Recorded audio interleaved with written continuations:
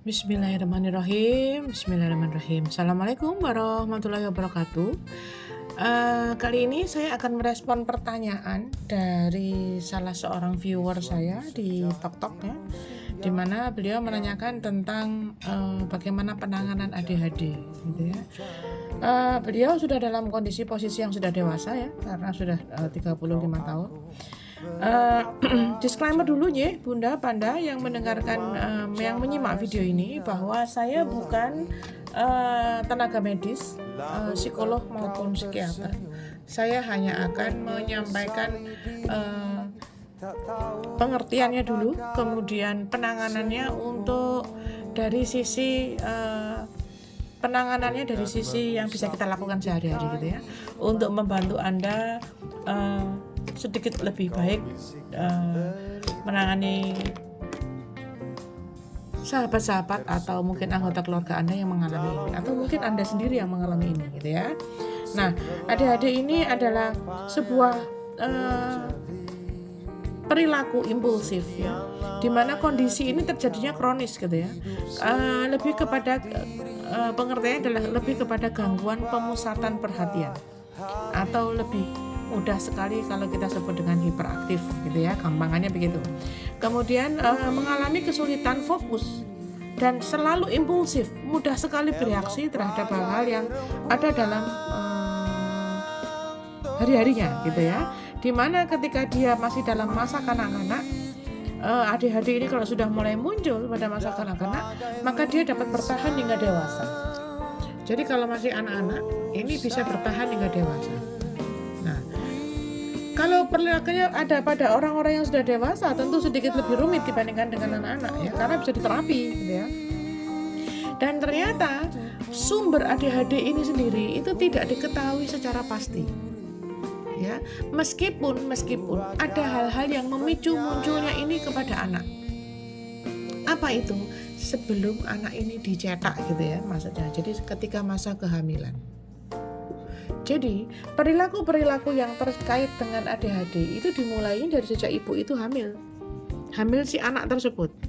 Pada ibu-ibu yang mengalami proses kehamilan yang penuh dengan kecemasan ya, penuh dengan emosi, itu akan memunculkan anak-anak dengan mode hiperaktif gitu ya. Jadi sebenarnya ini dari sudah sejak awal begitu. Nah, ketika dia berkehidupan, si anak ini lahir, masih diberikan stimulasi atau diberikan percontohan atau pelatihan-pelatihan dari orang tuanya, tanpa sengaja orang tuanya melatih untuk dia menjadi reaktif, untuk dia menjadi mudah emosi, responsif, sehingga makin menyalalah perilakunya ketika dia dewasa. Lalu bagaimana caranya untuk menangani sampai dengan dewasa seperti ini? Kalau sudah terjadi proses dewasa, tentu kalau penjenengan datang ke tenaga medis, tentu tenaga medis akan lebih tahu untuk kemudian menenangkan sarafnya gitu ya, membuat dia menjadi orang-orang yang rileks gitu ya. Tapi jangan salah, pola perilaku yang seperti ini ketika ditambahkan dengan zat-zat aditif dari luar, itu akan sangat mudah memunculkan gangguan-gangguan fisik yang lainnya. Otomatis kalau dia sudah mengkonsumsi obat dari sejak anak-anak hingga dewasa, untuk menekan sarafnya, untuk memperbaiki sarafnya, maka yang terjadi adalah dia tidak bisa lepas dari obat-obatan itu. Sehingga mau tidak mau, obat kimia yang dimasukkan ke dalam tubuhnya itu akan ngendon selama mungkin di dalam ginjalnya. Eman toh gitu ya. Kalau saya berpikirnya eman ya, karena ADHD ini nanti bisa ngefek kemana-mana, bisa ke bipolar, bisa ke autis gitu. Maka kalau sejak masa kehamilan ini yang harus di-arrange ya, yang harus diawasi sejak masa kehamilan, menjadi ibu-ibu yang santai, menjadi ibu-ibu yang mudah tersenyum, yang bahagia, yang mampu menciptakan rasa damai dalam hatinya, maka akan mampu menciptakan anak-anak yang tidak mudah emosi gitu ya. Kalau kemudian sudah dewasa, bagaimana caranya? Yang pertama kali, kenali dulu apa penyebab munculnya respon yang membuat Anda reaktif? Kenali dulu. Apa yang membuat Anda responsif? Ya, setelah kita mengenali, oh ini membuat aku menjadi merespon, maka ketika posisi Anda melihat sebuah peristiwa yang membuat Anda berdegup kencang, karena nggak jatuh cinta juga gitu ya, atau membuat Anda sedang tidak mampu menerima kondisi yang pada saat itu terjadi gitu ya, pada saat ada peristiwa gitu ya, maka setelah Anda mengenali itu, Anda mungkin boleh menghindar. Ketika menghindar ini bukan pergi dari rumah ya, tapi Anda bergeser posisi. Ketika Anda menghindar, maka lakukan pause button. Pause button ini perlu latihan. Pause button itu adalah titik di mana Anda menjeda setiap peristiwa yang Anda lihat yang mampu membuat Anda responsif. Titik jeda ini, titik pause ini bisa Anda pilih di seluruh kujur tubuh Anda manapun. Anda bisa memegang yang di sini, Anda bisa menelangkupkan tangan begini, atau bisa menyentuh daerah-daerah yang lainnya, misal hidung, mata, dagu, atau titik jantung. Boleh, ya. Sepakati dalam diri Anda bahwa ketika Anda sedang menyentuh titik pause itu, titik jeda itu, Anda berhenti. Jadi ketika Anda berada di posisi ini, Anda diam. Ya, setelah Anda dalam posisi yang diam, dalam posisi berhenti, Anda tidak merespon apapun yang menjadi pemicu munculnya tindakan impulsifnya, tindakan tiba-tibanya. Tidak langsung merespon terhadap sesuatu yang membuat Anda emosi, gitu ya.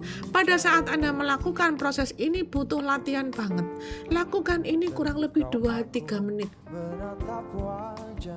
Ketika Anda menekan tombol pause button ini, Anda boleh sambil memejamkan mata, boleh.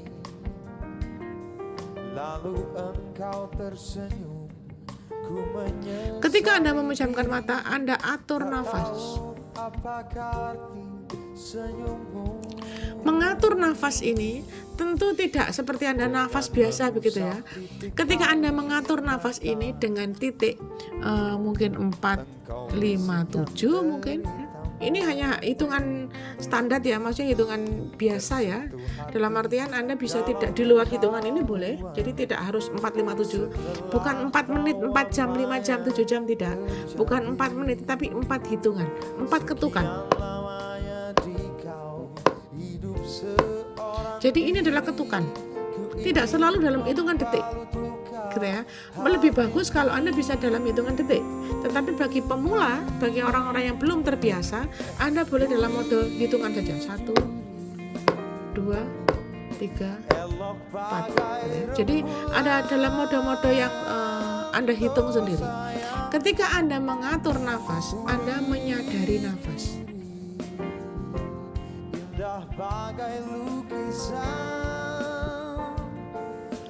Ketika menyadari nafas itu beda dengan mengatur. Kalau mengatur itu berbeda dengan menyadari ya. Maaf tadi sempat terjeda sebentar. Ketika mengatur, Anda tengah mengizinkan udara, oksigen untuk masuk ke dalam tubuh Anda. Ketika Anda menyadari nafas, Anda boleh sambil berucap syukur, Alhamdulillah, aku masih memiliki nafas. Ya. Dan pada titik yang sama Anda tengah menurunkan gelombang otak Anda supaya perputaran otaknya tidak bekerja terlalu cepat. Ketika Anda menurunkan gelombang otak itu, perputaran gelombang otak itu, yang terjadi Anda makin rileks. Ya, ketika Anda makin rileks, Anda tenang. Gitu ya. Kalau misalnya ketika Anda tenang kemudian muncul lagi, Anda akan bisa lakukan ini yang kedua kalinya, sesi yang kedua kalinya.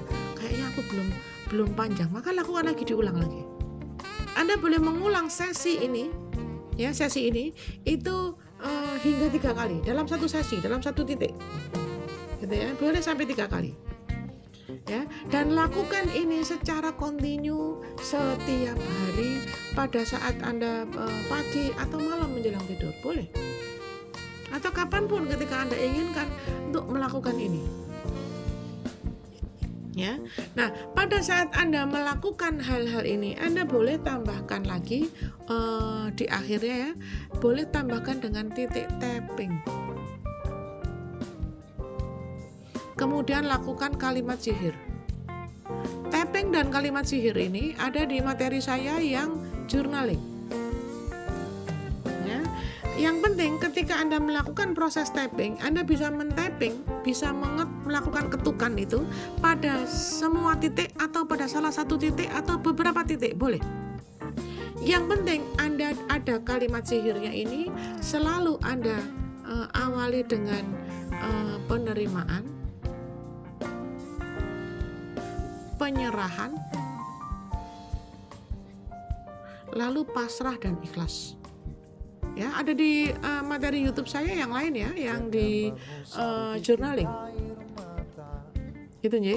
Jadi ketika Anda melakukan proses ini sesering mungkin, sebanyak mungkin, ya, Anda sedang membantu otak Anda untuk tidak berputar terlalu cepat, sehingga Anda akan menjadi lebih tenang. Efek dari gelombang otak yang senantiasa ditenangkan, senantiasa diberikan kendali di dalam pengaturannya, itu akan membuat Anda menjadi lebih bahagia. Ya, orang-orang dengan kondisi ADHD, satu hal yang sulit dilakukan itu adalah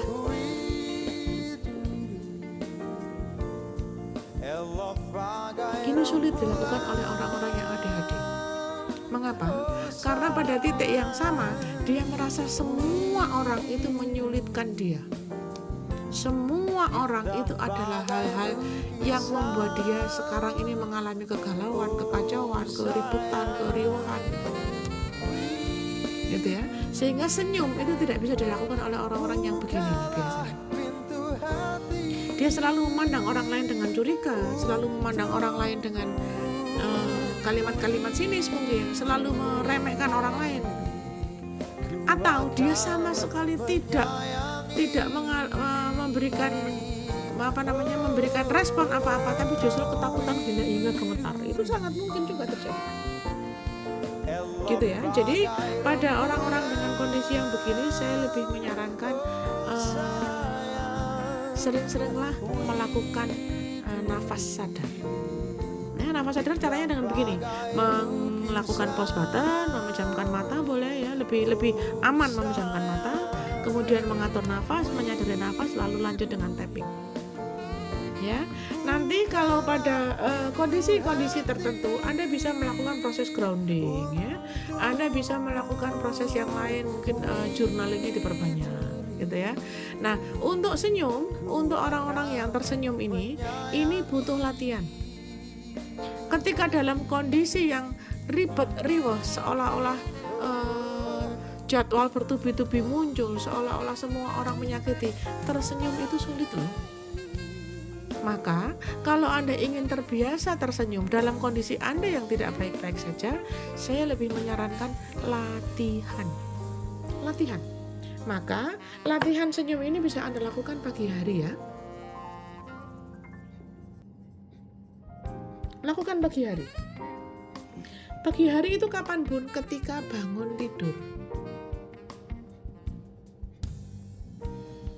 Miliki kalender yang bisa Anda centang, ya, yang bisa Anda lakukan proses Anda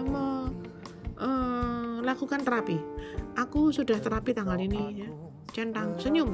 Kali ini khusus untuk senyum, gitu. Anda bisa tuliskan di sini senyum.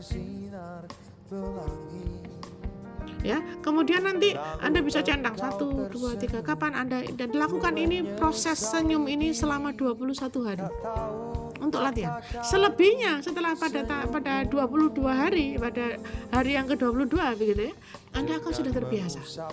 Sudah menganggap itu bukan lagi latihan, tapi sudah menjadi sebuah habit, menjadi sebuah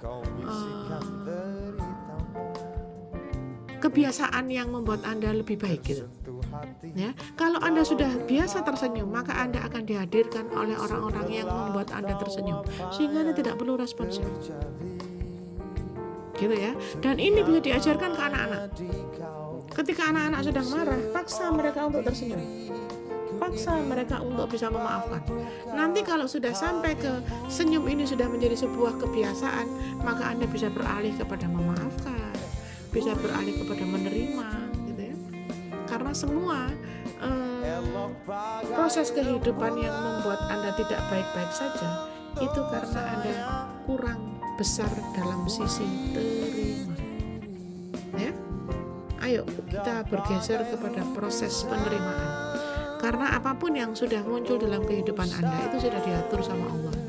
Ya, jadi kalau sudah diatur sama Allah, maka Allah sudah tahu bagaimana cara ngatasinnya. Anda saja yang harus diperbesar proses penerimaannya, supaya dimudahkan caranya untuk bisa mencari obat atau mencari cara untuk bisa menyelesaikan permasalahan-permasalahan yang muncul dalam kehidupan Anda. Gitu ya. Jadi semoga kita menjadi orang-orang yang mudah sekali menerima, mudah sekali pasrah dan ikhlas dalam semua peristiwa yang terjadi dalam hidup kita. Karena tidak ada satupun penyakit yang muncul di dunia ini tanpa obat. Hanya belum nemu saja. Hanya Anda itu belum ketemu saja obatnya. Ya, nanti kalau sudah ketemu, oh ternyata obatnya cuma gini doang gitu. Oh cuma ini tuh obatnya. Jadi ketika sudah ada yang menawarkan obat, ya mungkin itu ikhtiar jawaban dari pertanyaanmu, bagaimana caranya merilis menerima ketika muncul peristiwa yang berkaitan dengan keluhan ADHD. Ya, baik, saya rasa cukup itu. Semoga kita semua dimudahkan untuk bisa menjadi manusia-manusia yang lebih baik, manusia-manusia yang lebih bermanfaat, yang bisa memberikan arti lebih dalam kehidupan ini, baik bagi diri kita sendiri maupun bagi orang lain di sekitar kita. Ya, boleh di komen, boleh di follow dan di subscribe ya. Kemudian Anda bagikan apabila video ini bermanfaat untuk rekan-rekan Anda yang mengalami keluhan-keluhan yang seperti ini, bagaimana cara mengatasinya. Ya, sedikit yang Anda lakukan dalam subscribe dan sharing kepada mereka yang membutuhkan, itu menjadi sebuah cara yang signifikan bagi akun saya, bagi YouTube saya, supaya tetap bisa berikhtiar lagi untuk membantu mencerahkan orang-orang di luar sana yang masih belum tahu bagaimana cara membaikkan kehidupannya. Ya, kita akhiri sampai di sini. Semoga kita masih ada waktu untuk bisa dipertemukan kembali dalam video-video yang lain. Untuk Anda yang membutuhkan jawaban dari pertanyaan-pertanyaan Anda, boleh saya di DM ya. Nanti akan saya coba buatkan jawabannya melalui video. Ya, cekap semanten atau dalam matur nuwun sangat. Assalamualaikum warahmatullahi wabarakatuh.